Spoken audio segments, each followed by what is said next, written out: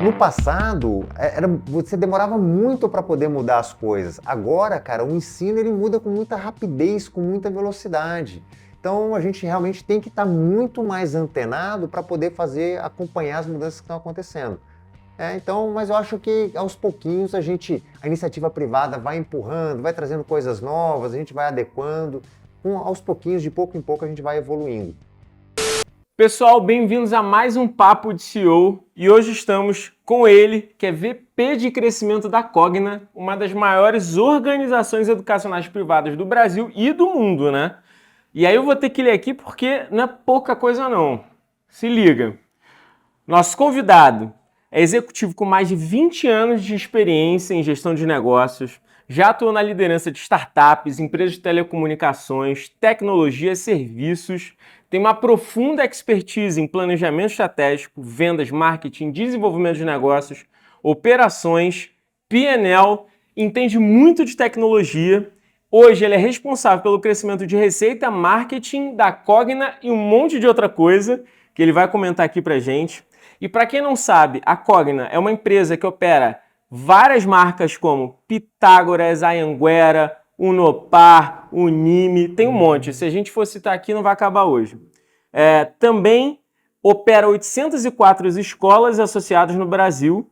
E falando mais sobre a Cogna, se você não sabe quem é a Cogna, meu amigo, a Cogna tem mais de 1 milhão de alunos na graduação presencial e EAD, além de 1,6 milhões de alunos atendidos no ensino básico e 8 bilhões de impacto econômico anual na sociedade. Segura essa, hoje estamos com o Léo Queiroz, Leonardo Queiroz, seja muito bem-vindo. Obrigado. O prazer é todo meu. Boa. Vamos bater um papo legal aí, né? Muita coisa para falar, né? Cara, demais, assim, extenso. Vamos começar a falar sobre essa extensão de marcas que a Cogna fez. Cara, hoje é um dos maiores grupos educacionais do Brasil e do mundo e vocês têm, sei lá, metade do setor. Não sei quanto é o tamanho disso, cara. Por incrível que pareça, não é tão grande, porque o setor é muito pulverizado. Tem até uma coisa interessante que é o seguinte: de todas as empresas abertas, elas representam menos da metade das empresas que estão em aberto, que tem grande parte de todo o contexto de educação, tem menos da metade de todo o público. Porque, por exemplo, muitas cidades têm escolas de graduação que são locais, que é de uma pessoa da cidade. Então, quer dizer, tem muito espaço para crescimento. A gente tem um market share grande, no ensino à distância, por exemplo, acima de 40%, a gente Muito detém. alto. Mas no presencial ainda tem muito espaço para consolidação, para crescimento, né, para levar para muitos municípios do Brasil. Sem contar, cara, que hoje no Brasil nós temos 2.000 municípios com ensino de graduação. Só que a gente tem 5.500 municípios no país. A gente pode dobrar o tamanho que a gente tem em graduação ainda no Brasil, levando sustentabilidade para todas as cidades. Então olha o potencial de educação que a gente tem no país, né? Cara, sensacional. Uns dados que a gente estava conversando no almoço que eu achei fenomenal, que eu queria trazer para cá, é que você estava citando o quanto o Brasil ainda tem muita coisa para crescer em termos de estudantes, né? Isso. Você comentou que, na verdade, a gente tem só 25% da população que tem graduação. Como é que é essa história? Então, quando a gente pega os países da OCDE, 40% da população entre 18 e 34 anos estão estudando. Tá. No Brasil, são 18%. Então, é muito mais baixo dos países da OCDE. Se você pegar países tipo Coreia do Sul, vai a 60%, 70%. É uma coisa interessantíssima. Na década de 50, PIB per capita do Brasil era de $100 por pessoa. Coreia do Sul, 50. PIB per capita da Coreia do Sul investiu muito em educação. Sim. PIB per capita da Coreia do Sul hoje, $32 mil por pessoa. Do Brasil não chega a 10. Então, olha como a educação eleva o PIB do país. Você pode ver o PIB dos países do OCDE. Crescimento muito mais rápido do que o nosso. Então, quanto mais a gente investir em educação no país, melhor vai girar a economia. Então, no Brasil hoje, nós temos, fazendo graduação, 8 milhões e meio de pessoas estudando, sendo que tem 2 milhões no ensino público e o restante 6 milhões e meio no ensino privado. Mas a gente poderia ter, se tivesse uma média da OCDE, 32 milhões de pessoas estudando. Então, o nosso grande desafio é por que essas pessoas não estão estudando? Outra estatística muito interessante. No Brasil, quem estuda, quem tem graduação, ganha 169% a mais que quem não tem. Caramba. Então, se eu começo a fazer um curso de graduação, meu salário necessariamente vai aumentar. Segundo, o nível de desemprego cai pela menos da metade. Nível de desemprego hoje no Brasil de 8%. Quem tem graduação cai para 3%. Então, se eu começar a graduação, eu vou ganhar mais e vou ter emprego. Então, por que eu não estudo? Esse é o nosso grande desafio, né? Cara, que golaço. E dá para ver só nesse compilado de dados que a salvação do Brasil, de fato, é a educação, né? Essa é pela educação, sem dúvida. E assim, eu sou professor, sou suspeito para falar, a gente já conversou sobre isso, eu acredito pra caramba assim, na educação. Também não vim de uma família muito abastada, mas eu posso dizer que o que diferenciou, o que pôde ser a grande alavancagem da minha vida, hoje eu sou empresário, tenho empresas, é que, cara, a minha mãe também não era estudada, mas conseguiu passar no concurso público e me proveu estudo. E dali ela conseguiu criar muito essa cultura de estudar. E, cara, eu peguei, comecei a estudar, fiz muita pós, tem 3 pós-graduações, mestrado, um monte de coisa. E sem sombra de dúvida, eu posso dizer que esse conhecimento adquirido foi que fez eu rampar esse tipo de coisa, né? E, assim, da família, parte do meu pai, não, mas da família, parte da minha mãe, eu fui o único que finalizou graduação e fez pós-graduação. Se a gente for pegar também da minha família, acredito que de primos, não tenho todos formados, mas eu devo ter uns 3, assim, de uns 15. Então, é mesma muito coisa. pouco. Eu tenho 31 primos primeiros, 3 formados. 31? 31, 3 formados. Família pequena. Família grande. Mas para você ver, e aí que vem um grande desafio, né? Porque por que essas pessoas não estudam? Então, da minha família mesmo, estavam próximos. Por que eu estudei e eles não?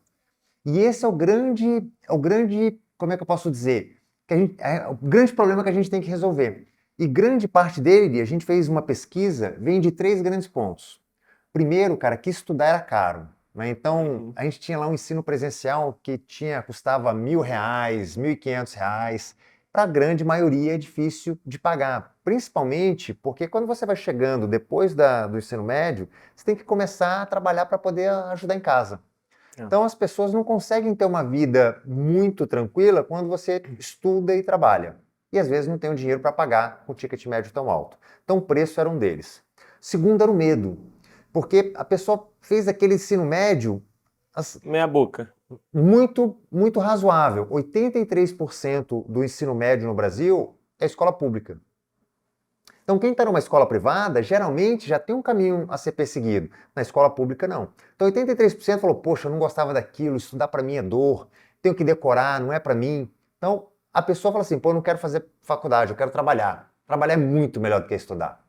Isso está na cabeça do jovem do país. Então, o medo era, eu vou ter que chegar lá, cara, vão ver que eu não sei matemática, que eu não sei português, vou passar vergonha. E o grande terceiro ponto é a referência, que talvez seja o mais importante.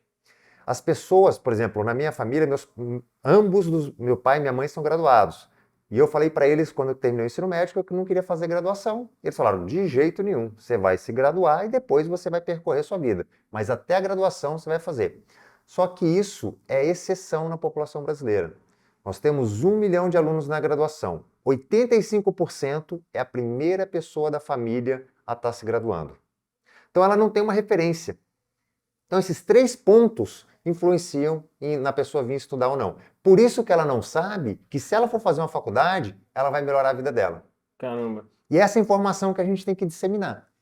E aí, pensando até, indo para a estratégia de negócio da Cogna, eu vejo que eu quero muito entender sobre os processos que vocês criaram, principalmente pós-pandemia, que a gente já conversou. Tenho várias perguntas sobre os quadros, até falando aí, o Léo, ele acabou de palestrar aqui também na BDI e trouxe várias ideias de squad que eu não pude perguntar lá, vou perguntar aqui, que aqui ele não pode fugir.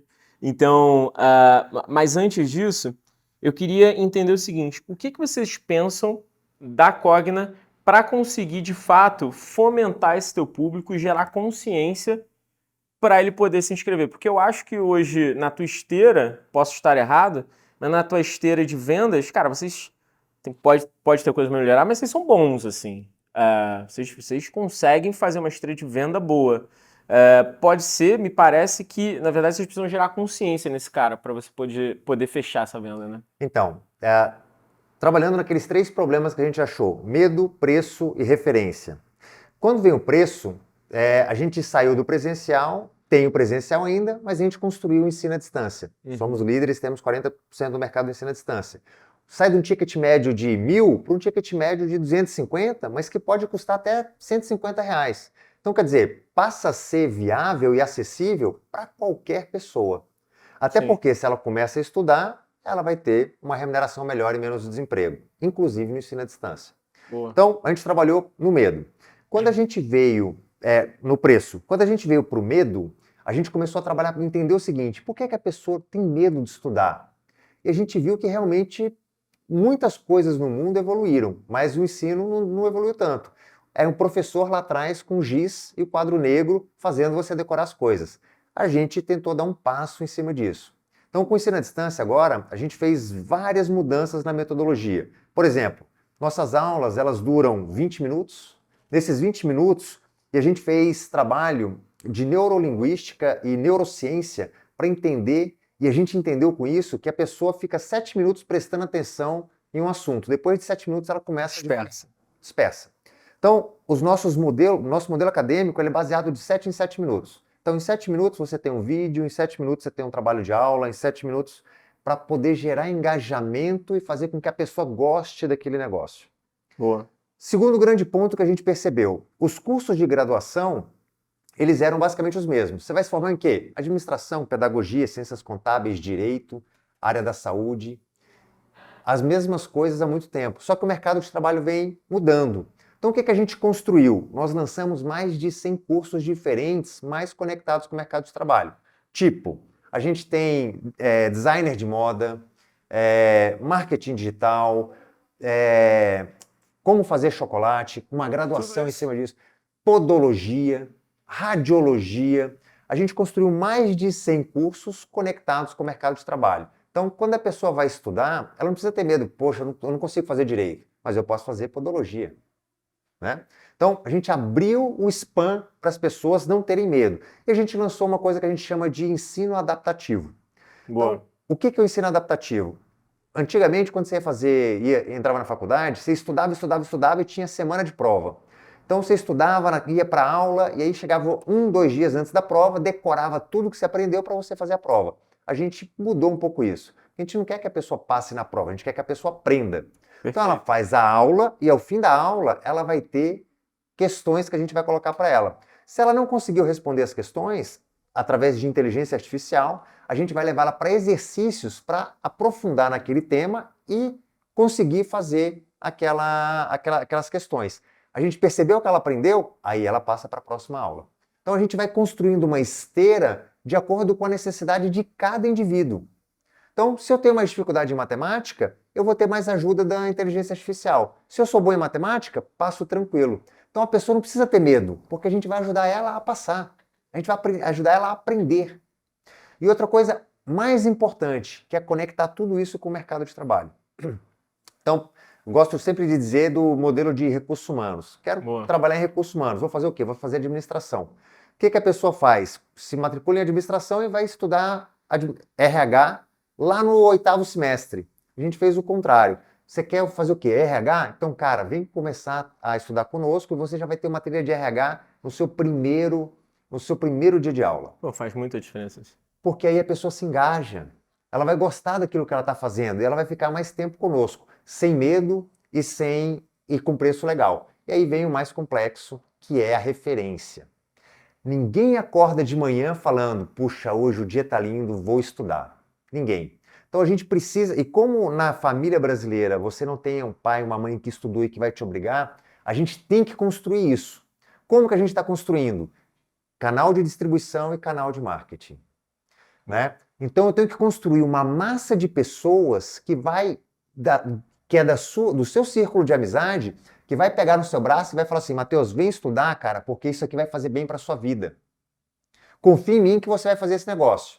E a gente teve que também adequar todo o nosso marketing para essa nova realidade, para se conectar melhor com todo esse pessoal que precisa ter essa informação. Porque não adianta ir para uma mídia de massa e falar, vem estudar porque aqui é mais barato, que é o que você vê em educação. Porque a pessoa vai fazer mais barato, mas não está nem na minha prioridade em estudar. Então, Nem quero isso, né? Nem quero. Eu quero trabalhar, quero ganhar meu dinheiro, né? Então, eu sempre coloco no modelo para o meu time o seguinte, a pessoa hoje está como motoboy. Como é que eu convenço ela a vir estudar conosco? Golaço. Esse é o nosso grande desafio. E aí passa muito por mecanismos de comunicação adequada também para essa geração, né? Uma coisa que eu vejo que vocês também fazem muito bem é esse alinhamento de comunicação com determinado público. Eu vejo, sem citar nomes aqui de concorrentes, que a comunicação que eles fazem tende a ser muito professoral também. E esse cara, ele quer o quanto menos possível isso, né? Ele não quer aquela linguagem coloquial que fala sobre a beleza de estudar uma matéria. Ele quer entender ali a prática de como aquilo gera dinheiro para ele e numa linguagem também que ele consiga entender bem, né? Eu vejo que vocês utilizam muito essa linguagem muito mais aberta em determinadas marcas, né? Em todas, na verdade, né? Porque a gente saiu do modelo de fazer um marketing para a educação para fazer um marketing para o indivíduo. Nós éramos uma empresa de graduação, agora não somos mais. Nós somos uma empresa que ajuda a pessoa a dar o próximo passo na vida dela. Boa. Isso muda todo o conceito, né? Então, qualquer pessoa tem que ser endereçada por nós. Então, eu vou ajudar ela a dar o próximo passo na vida dela. Como? E aí a gente constrói todo o nosso modelo de produto, de distribuição, de marketing. Vou te dar um exemplo. A gente descobriu, através de muita pesquisa e dados, que as pessoas não vinham para a graduação porque tinham medo. Que ela fala assim, cara, é um passo muito grande na minha vida. Mal terminei, e em média, a pessoa que vem estudar conosco, ela fica de 4 a 6 anos sem estudar. Ela fica no mercado de trabalho. Caramba! Aí ela começa a trabalhar, aí ela percebe que ela quer crescer onde ela está fazendo, aí ela vem estudar. De 4 a 6 anos sem fazer nada. Então o que a gente fez? Fala assim, poxa, eu não posso deixar essa pessoa durante todo esse tempo sem estudar. Vou construir produtos para que ela possa, nem que não seja graduação e seja mais barato, para que ela possa ter contato com conhecimento o tempo todo, para que quando ela se sentir pronta, ela possa vir para a graduação. Então, eu saio do modelo mental de sou uma empresa de graduação para eu vou te ajudar a dar o próximo passo. Golaço. Então, a gente lançou curso profissionalizante, curso de EJA, que é o antigo supletivo, curso técnico, preparatório para concurso, preparatório para entrar na faculdade, para aqueles que não se sentem preparados, né? Então, vou te dar um exemplo de muito, muito claro. Então, uma pessoa está lá, tem uma família super humilde, ninguém na família dela estudou, mas ela adora a área de saúde. E ela teve muito problema de se formar no 2º grau. Ela falou o seguinte, poxa, eu queria muito trabalhar na área de saúde, mas eu não vou conseguir ser uma enfermeira. E a gente vê essa dificuldade da nossa população. Então, antes eu só dava para ela um curso de graduação de enfermeira. Agora não. Agora fala o seguinte, você está com dificuldade, você acha que é muito longe? Nem o técnico ainda. Fala assim, você quer o técnico? Ela fala assim, mas o técnico eu não sei. Então, por que você não começa num profissionalizante de auxiliar de idosos? Ah, que maneiro. Começa num profissionalizante auxiliar de idosos. É mais barato. Quem sabe você já não consegue um emprego, um trabalho. Se você gostar mesmo dessa sua área, dessa sua carreira, tá ganhando um dinheirinho, aí você pode ir no técnico de enfermagem.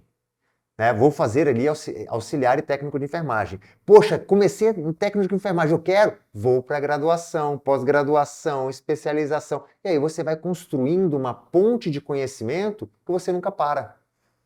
Só que hoje a gente deixa a pessoa ter que dar um salto muito grande para a graduação.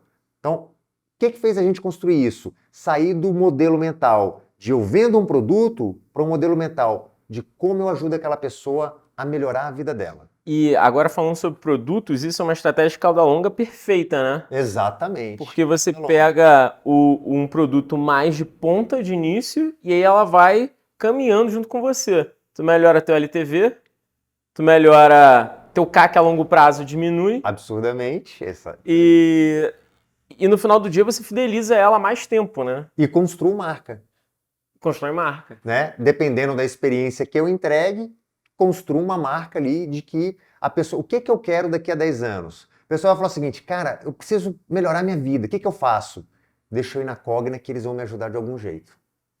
E teu principal canal de aquisição hoje, falando de produtos, eu tenho, na verdade, uma dúvida, até mais técnica, a gente já aprofundando, que é o seguinte, vocês têm uma cauda longa, grande, de produtos, pelo que eu entendo, vocês focam muito no digital, só que vocês têm várias marcas. É um CSC só de vendas que trabalha para todas as marcas? É dividido? Como é que é isso? Então, hoje a gente tem 60% do nosso resultado vem de uma força proativa e 40% vem do digital.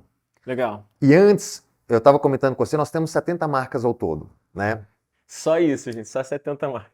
De graduação, 8 marcas. E a gente está fazendo uma estratégia diferente da indústria. Porque até pouco tempo atrás, a marca local da faculdade ela era muito importante. Só que aí você não consegue ganhar escala e você não consegue fazer um digital eficaz. Porque fica pulverizado em cima da marca. Pulverizado em cima da marca. O que a gente está fazendo? A gente está congregando tudo em uma marca única. As marcas locais elas continuarão a existir, dando a credibilidade e autoridade local, e a gente está agregando uma marca a nível nacional para que a gente possa fazer toda a publicidade e toda a mídia em cima de uma marca única.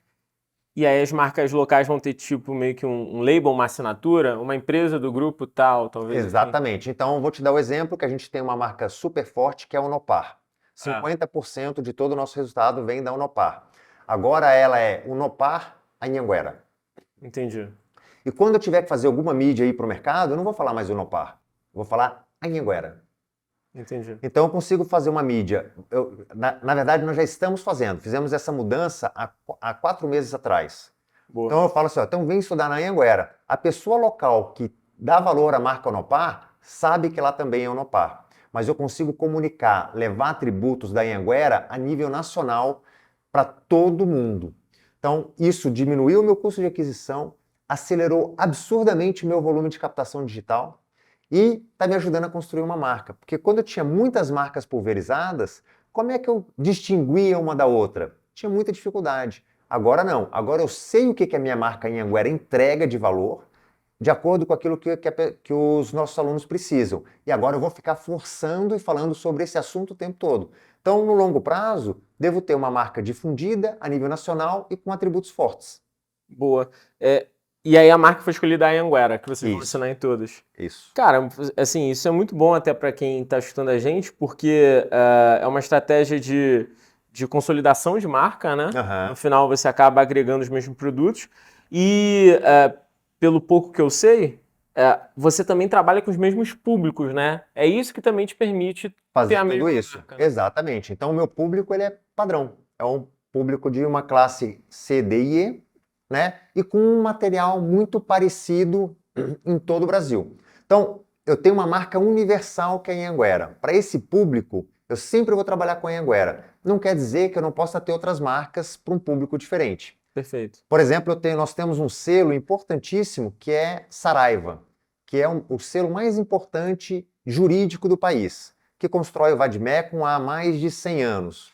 Eu posso ter uma escola de direito premium que vai se chamar Saraiva.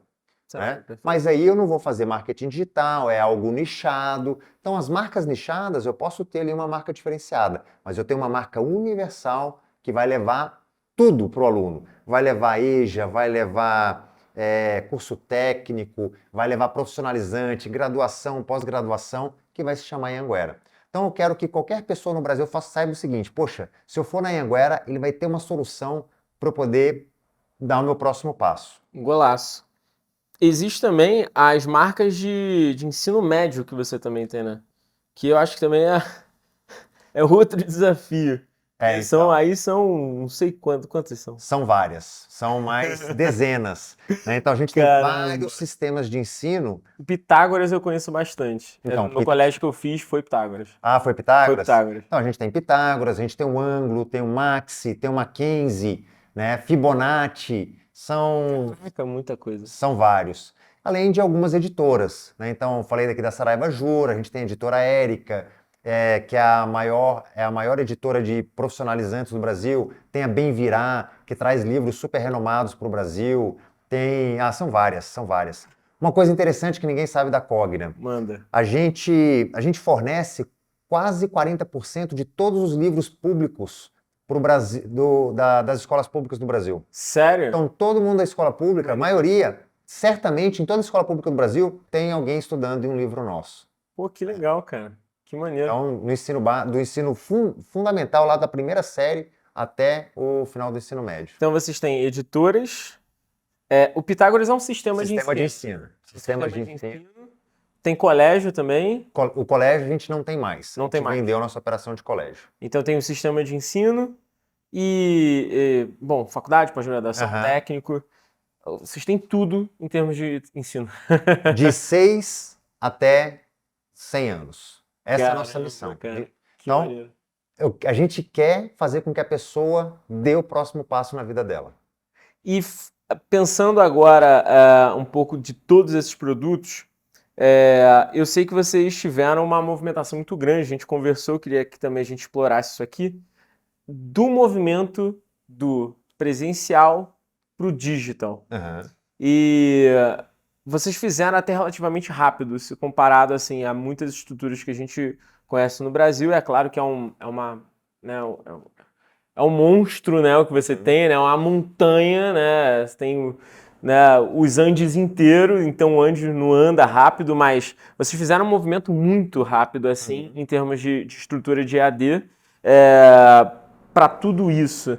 Queria que você contasse como é que foi essa movimentação pós-pandemia, onde todo o ensino, né, teve que se readequar para o momento que a gente vive e que, no final do dia, permaneceu, assim, né, que é o digital. Então, para nós foi um desafio, mas foi algo natural, porque a gente já está no ensino à distância há mais de 20 anos, né?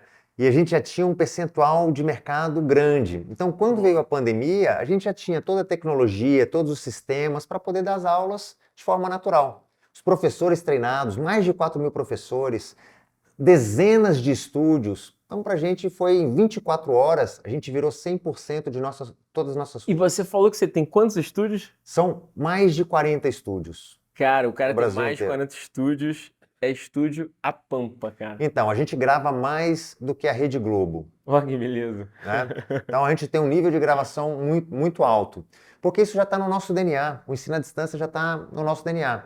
E aí, agora a gente está... Essa foi outra mudança importantíssima do sistema de educação. Porque todo mundo vira e fala o seguinte, você estuda o quê? Presencial ou ensino à distância? A minha pergunta é, por que isso interessa? Porque isso é a forma que você estuda, não é o que você tem de conhecimento.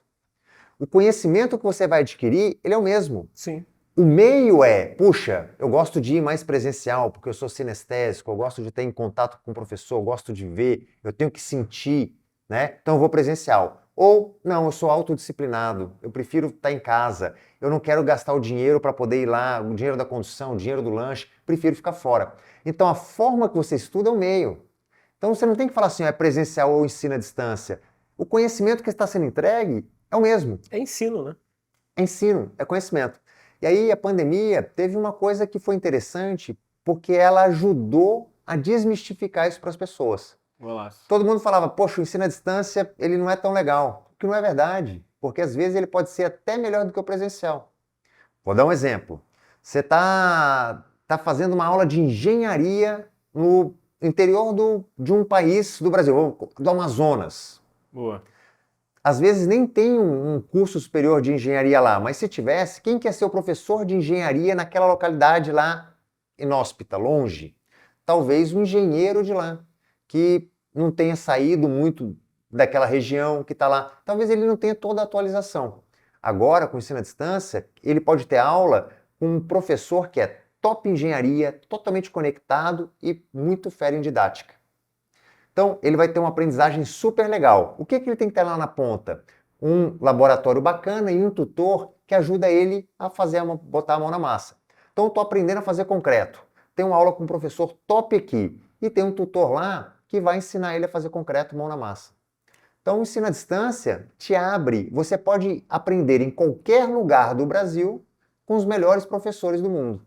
Como é que está funcionando essa dinâmica do aluno que, por exemplo, engenharia precisa tocar, precisa às vezes fazer alguma questão prática ali? Como é que o EAD tá funcionando nisso? Eu até há pouco tempo vi que em muitas faculdades o EAD você precisa fazer a prova presencial ainda, né? Isso. Ainda Você é tem que ir a um importante, polo para fazer uma prova. A prova ela pode ser digital, mas ela tem que ser num lugar específico. que é a exigência do MEC. Do MEC, é isso aí. Tá?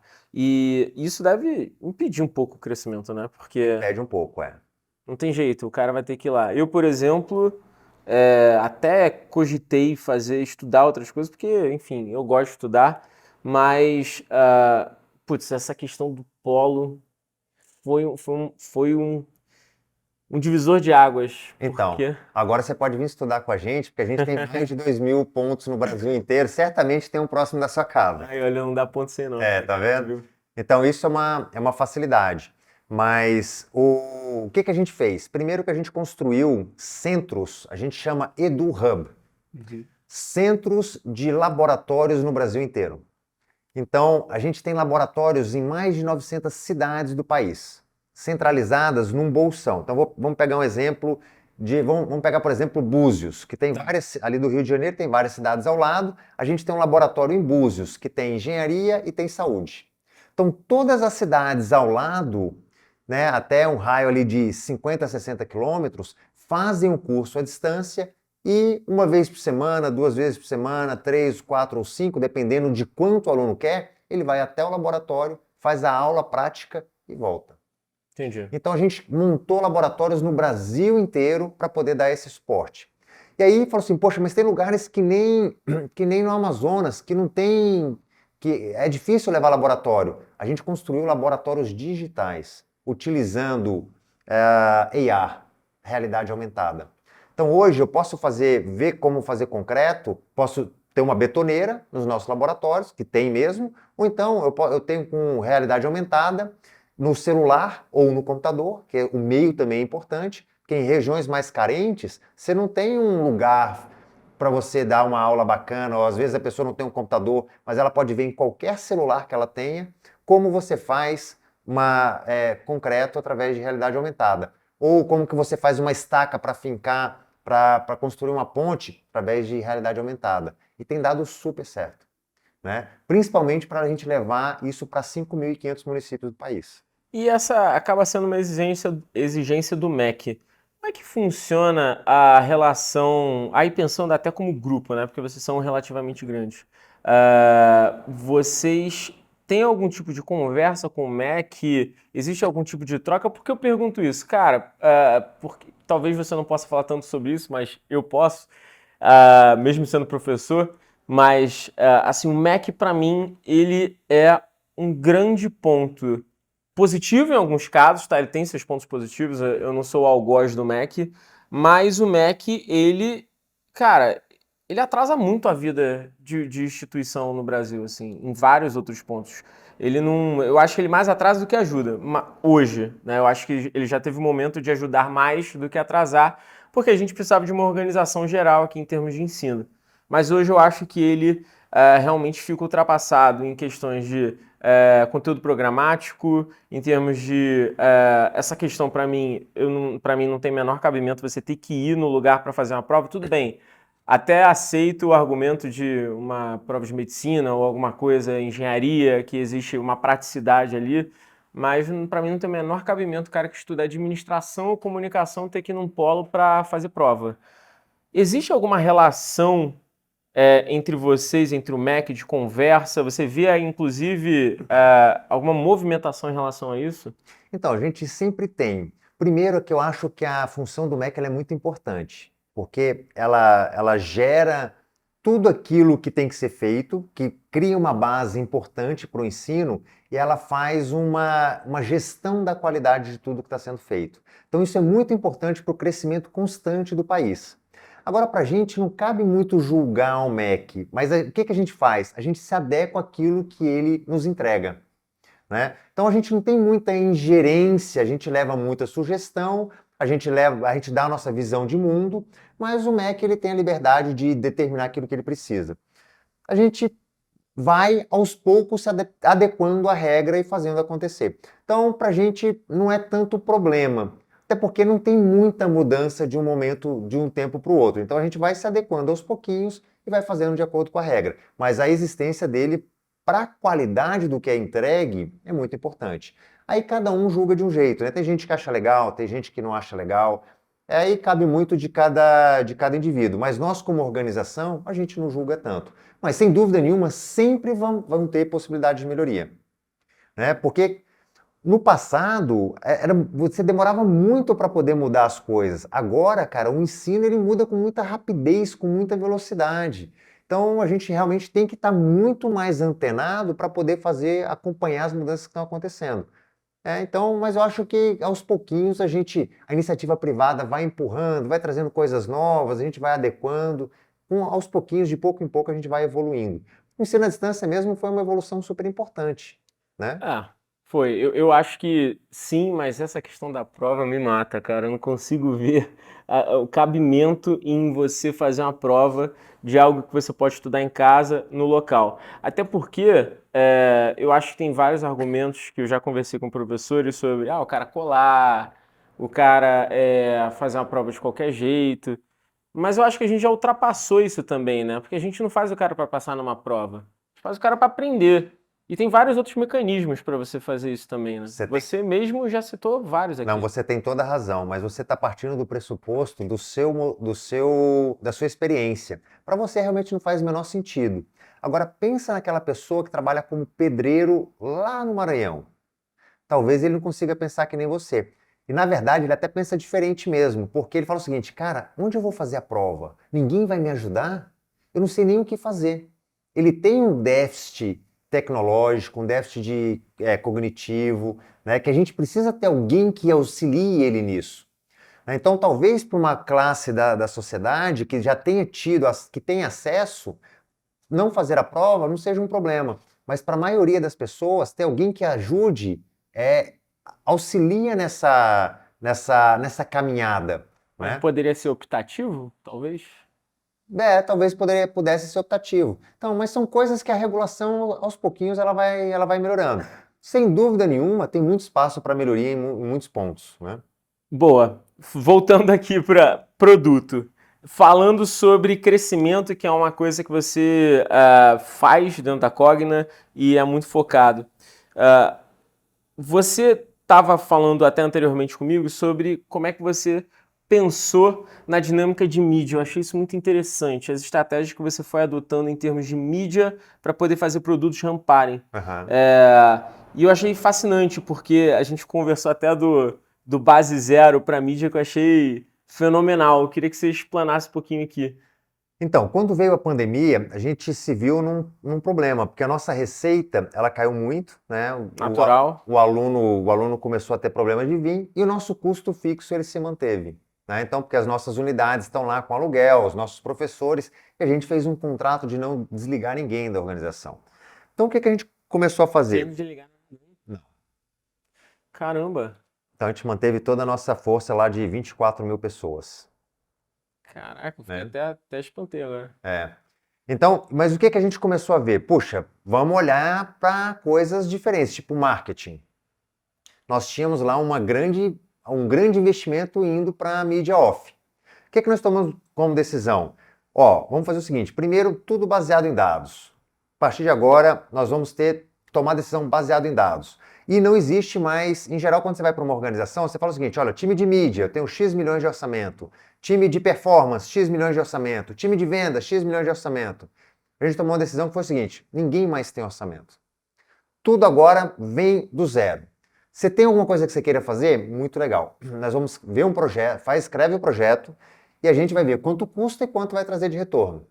Está dentro do CAC e está dentro do LTV por CAC que a gente precisa, a gente vai colocar para funcionar. Não importa para onde vai.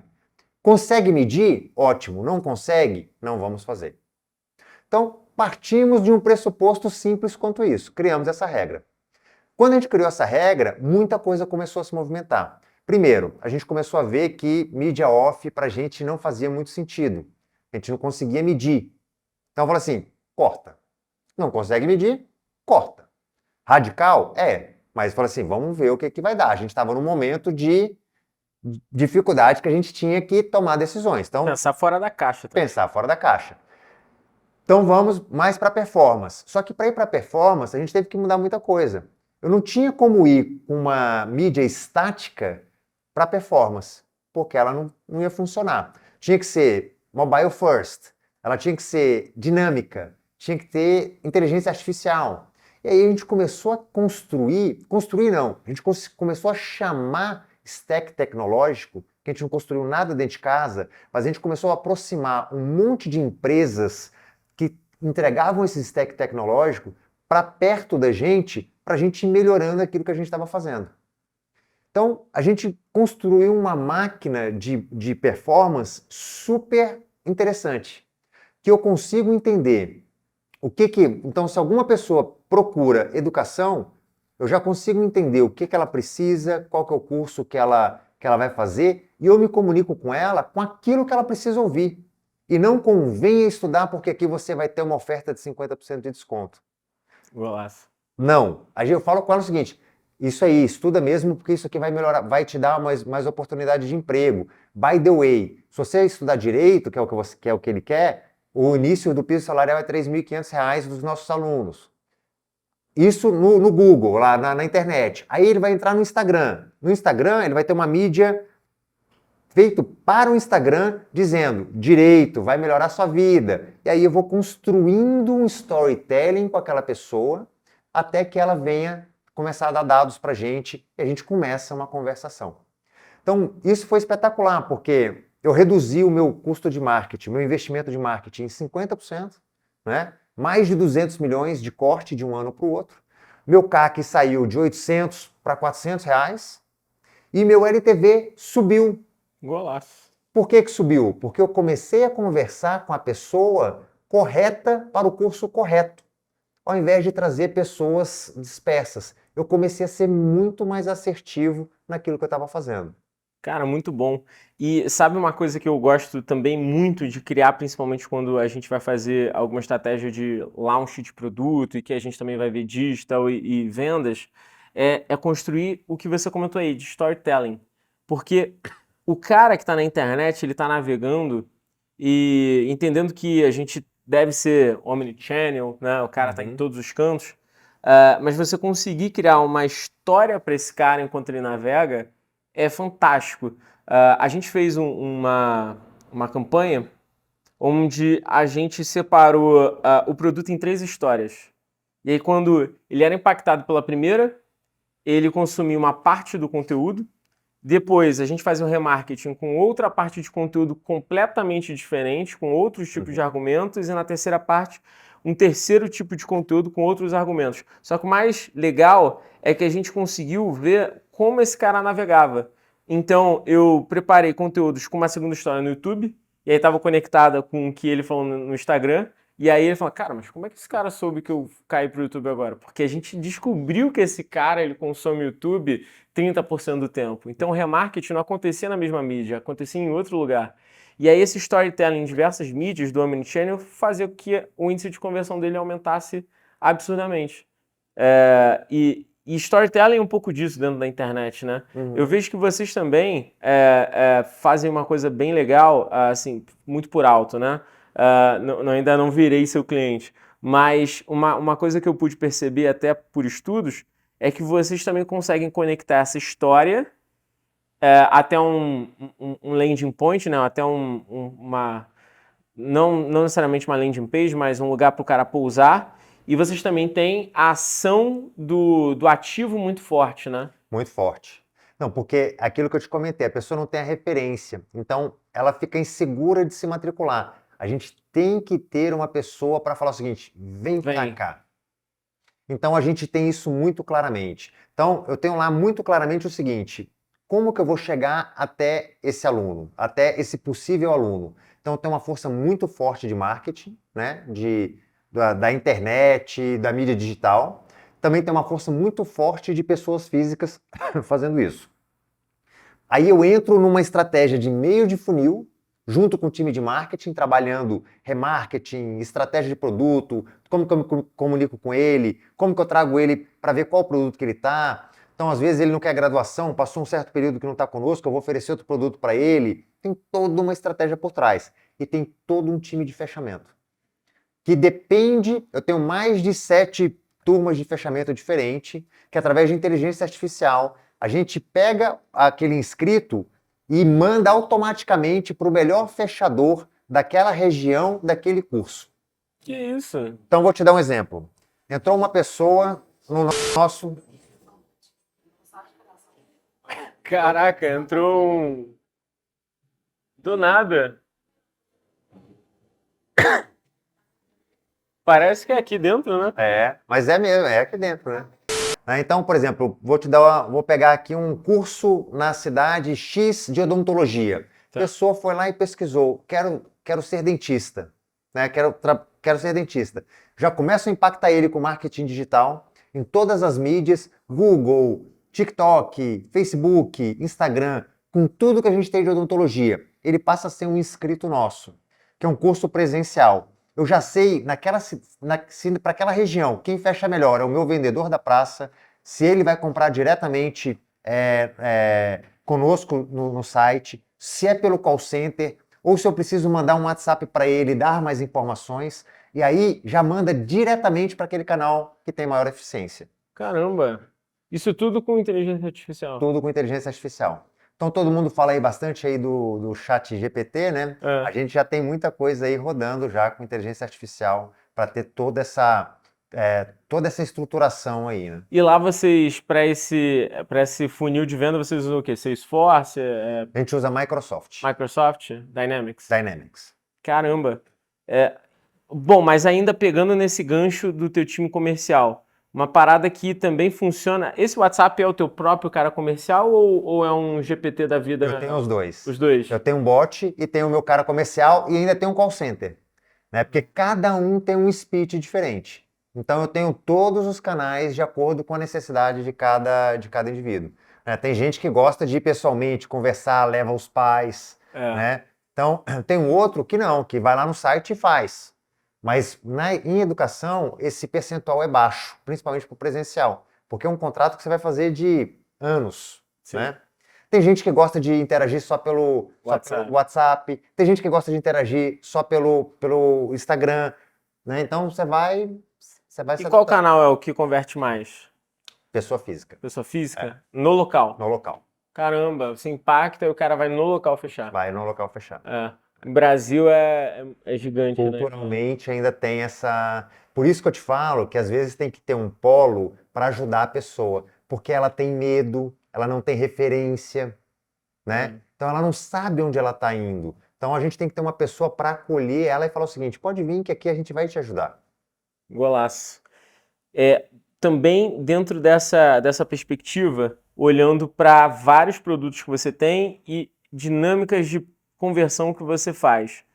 Teu time atende todos esses ou você também segmenta teu time comercial por produto? Antigamente a gente fazia isso, hoje não mais. A gente trabalha agora por capacidade. Que interessante. Então, antes eu trabalhava por produto, agora não mais, eu trabalho por visão cliente. Então eu tenho uma capacidade que é geração de lead. Então eu tenho um time que gera leads para todas as marcas. Eu tenho um outro que é de fechamento. Ele faz o fechamento para todas as marcas. Então, quando você vai falar com alguém do nosso time, ele não está preocupado com o que ele vai vender. Ele está preocupado a te ajudar a dar o próximo passo. Entendi. Então, é uma visão cliente, né? Então, eu falo assim, poxa, não quero fazer uma graduação agora. Então, e o que você se sente confortável? Olha só o meu portfólio. Tem um técnico, tem um auxiliar de enfermagem, tenho aqui um profissionalizante. Puxa, não terminou o segundo grau? Eu tenho aqui um... A meta dele não é por produto? Não é por produto. Não é por produto. É visão cliente. A meta dele é de receita. Então eu trabalho com o meu time com receita, né? Então, porque quando coloca produto, o que acontece? Eu vou te vender algo que talvez você não precise. Sim. Isso vai gerar uma perda no muito curto prazo, né? E isso é o que a gente não quer. O que eu quero aqui é te atender com aquilo que você precisa para você continuar dando os passos, mesmo que pequenos, mas dando um passo conosco no decorrer da sua vida inteira. Cara, golaço. Isso é muito importante até para quem gosta de trabalhar com produto. É até uma coisa que no nosso negócio a gente fez também, né? Meu sócio Matheus não me deixa mentir. Antes a gente tinha segmentado nossos executivos de venda por tipo de BU. E esse ano a gente trocou. A gente mudou porque a gente falou, cara, não faz sentido, porque o projeto que esse cara precisa não necessariamente é esse cara. E aí a gente perdia o lead.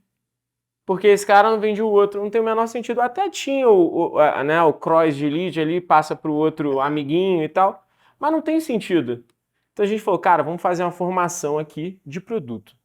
Nós éramos exatamente iguais até pouco tempo atrás. É. Então a gente tinha um canal, a gente era separado por produto, depois então tinha graduação, pós-graduação, era separado por marca, a Anhanguera, Pitágoras, Unime, Unique. Nossa. E por canal. Mega Tinha setorizado. unidade própria e unidade parceira. Então, quer dizer, totalmente desconectado. E a gente quebrou tudo isso. Agora não mais. Agora a gente só tem uma, visão cliente. Então todo mundo tem que ajudar as pessoas a darem o próximo passo e a gente dá todo o apoio para que elas façam isso, né? Boa. Cara, pensando em desafios da Cogna para 2023, os próximos 2, 3 anos, o que vocês encaram aí como desafios que vocês vão enfrentar? Eu acho que o nosso grande desafio é continuar ampliando esse mercado, né? Então a gente tem 32 milhões de pessoas que poderiam estar estudando, hoje estudam 6. Então como fazer para que essas 32 pessoas tenham a consciência disso tudo que eu falei e queiram melhorar de vida? Esse é o nosso grande desafio. Então a gente tem trabalhado constantemente em como inovar, em como entender essas pessoas para levar para elas aquilo que elas precisam e não aquilo que a gente acha que deve levar. Esse é o nosso desafio. E aí vem o desafio cultural. Porque quando você fala do mercado de educação, é um mercado centenário, conservador. Então, como que dentro da minha própria organização eu mostro para todo mundo que a gente tem que ouvir o que eles precisam e construir coisas para aquilo que eles precisam? E aí você tinha até comentado dos squads, aí entra os squads para a gente entender isso melhor. Antes a empresa ela era toda nichada, área de vendas, área de marketing, área de inovação, área de tecnologia. Agora não tem mais isso. Eu tenho a área daquela pessoa que quer uma carreira de enfermagem.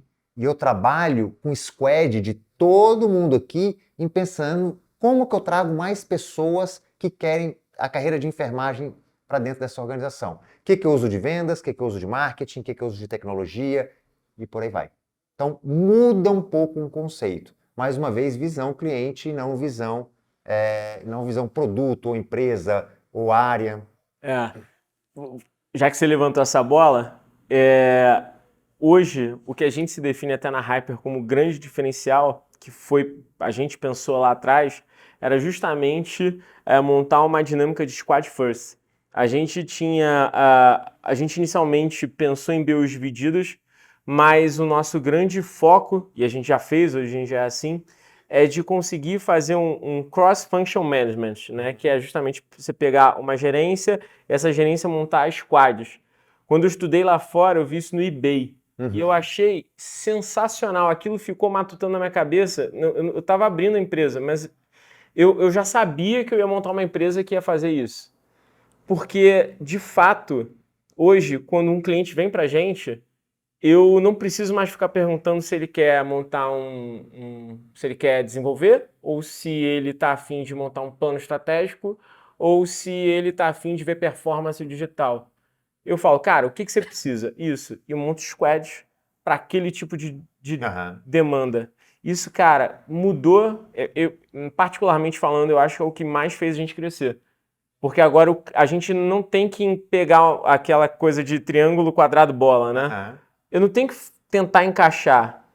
Eu pergunto exatamente o que ele precisa. E eu consigo montar squads para poder fazer esse tipo de coisa.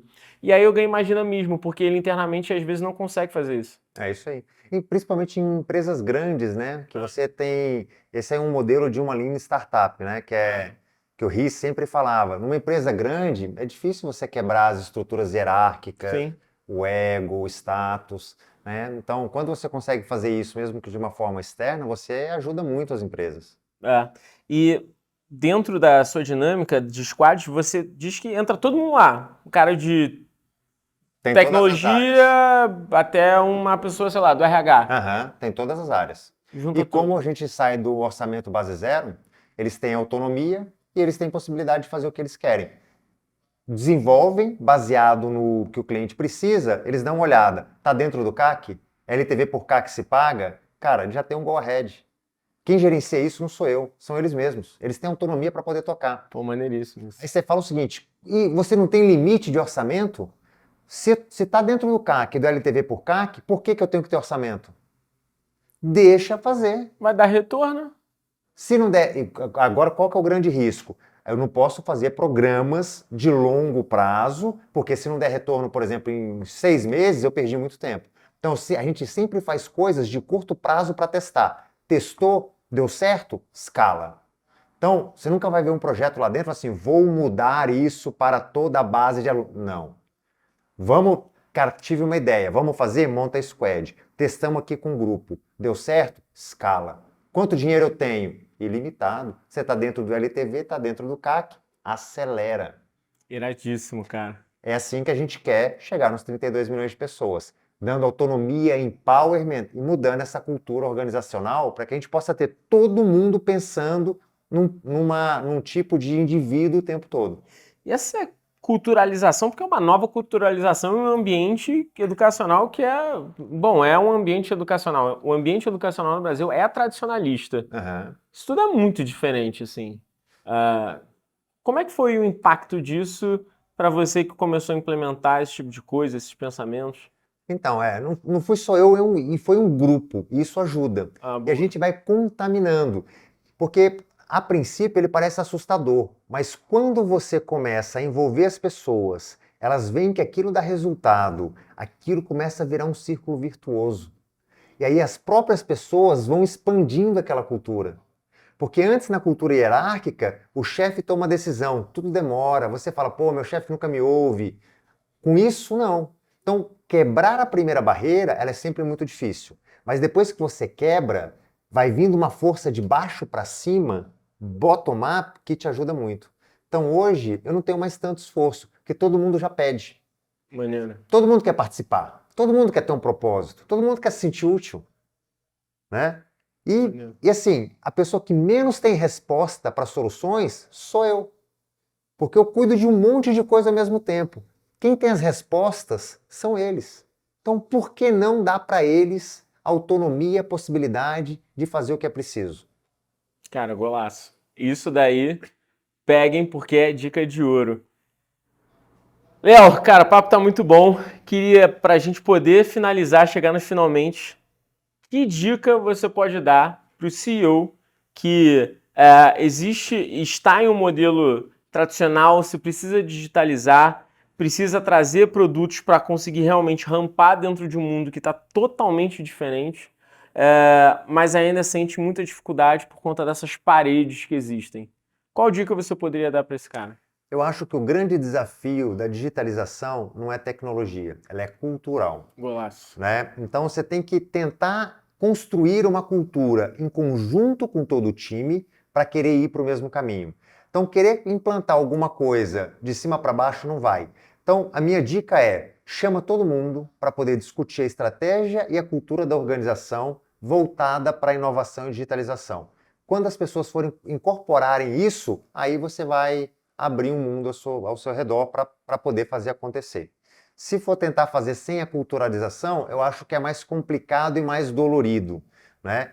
Eu sempre digo para o meu time, a gente nunca faz nada sozinho, né? Nós não existe um herói. Sim. Existe um time que tem que estar trabalhando junto para o mesmo caminho. Então, trabalha na cultura, em conjunto, que as soluções aos pouquinhos vão aparecer. Também não é uma coisa que resolve no curto prazo. Não existe uma bala de prata. As pessoas ficam pensando, vou fazer alguma coisa que vai mudar. Não é. São milhares de pequenas coisas todos os dias e de formas compartimentadas. Quando você vai somando isso ao decorrer do tempo, isso vai transformando num crescimento exponencial muito importante. Né? Então essa é a ideia. Cara, Sensacional. Pessoal, Papo de CEO com o Léo. Não deixem de curtir e compartilhar esse podcast que foi absurdo. Eu me amarrei, cara. Obrigado. Muito conteúdo relevante. Também, não deixem de seguir no Instagram, Papo de CEO. Não deixem de dar o rating lá no Instagram também, para dar 5 estrelinhas, a gente agradece. Meu Instagram, vocês já sabem, Dario_Pérez. Por favor também, se você quiser deixar uma rede social, se for deixar das escolas é 70, né? Melhor deixar aqui no descritivo. Então, quem quiser falar no LinkedIn, né? Então, Leonardo Queiroz lá no LinkedIn. E no Instagram e no Facebook eu não tenho tanta coisa, mas o LinkedIn é a minha rede social. Boa. E quem quiser ver, a Anhanguera.com vai conhecer tudo que a gente tem para poder oferecer. Golaço. Pessoal, valeu. Até a próxima. Obrigado, Dario. Cara, golaço. Um abraço. Muito bom, cara.